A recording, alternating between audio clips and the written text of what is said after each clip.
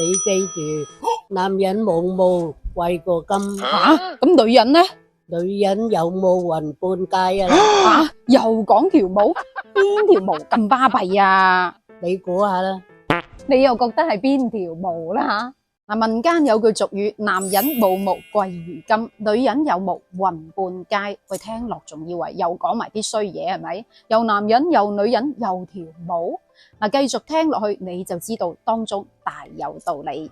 睇翻呢個毛字，指嘅係人同動物身上嘅毛髮，又引申指細小微小嘅意思。咁而呢一句俗語裏面嘅毛，唔係話特指某一條毛吓，指嘅係人身上嗰啲體毛，譬如話頭毛、眉毛、手毛、腳毛，又或者係胳肋底毛之類嘅毛啦吓。而古人教落嘅識人術係可以從人身上嘅體毛嚟判斷一個人喎。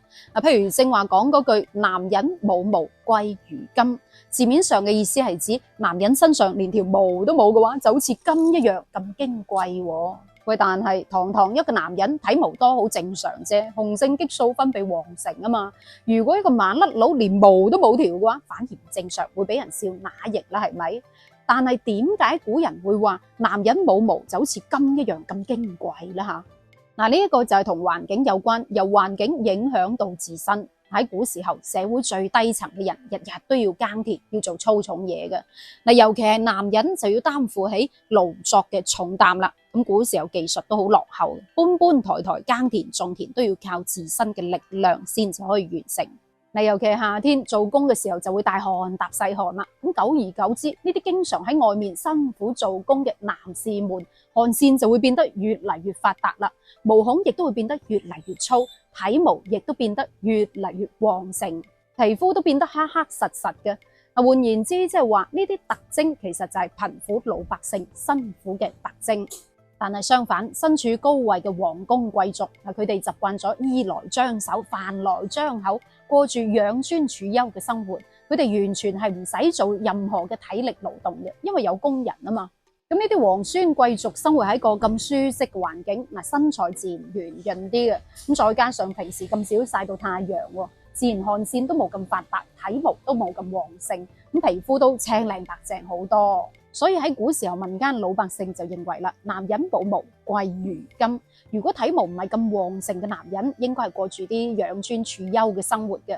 咁喺古時候，呢啲冇乜毛嘅男人呢，非富則貴，應該係有一定嘅社會地位嘅人。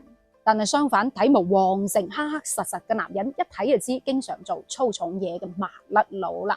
咁女人有毛雲半街呢句說話又點解呢？係正話都講咗，喺古時候體毛多、體毛旺盛，即係代表佢體力勞動多，女人都唔例外嘅。所以古人認為喺古時候女人體毛旺盛，即係代表佢經常去勞動，而且好做得。喂，雲半街一聽就知唔簡單啦，可以喺成條街都揾到食嘅，證明佢又做得又捱得，亦都講明佢身體素質好好。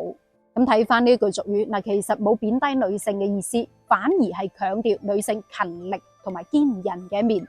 你試想下，喺古時候咁艱辛嘅生活環境，普通老百姓家庭如果要娶一個勤儉節約、持家嘅女子係好重要嘅，要女子相夫教子，又要佢哋具備耐力同埋毅力，要面對繁重嘅家務，又要承擔勞動嘅責任。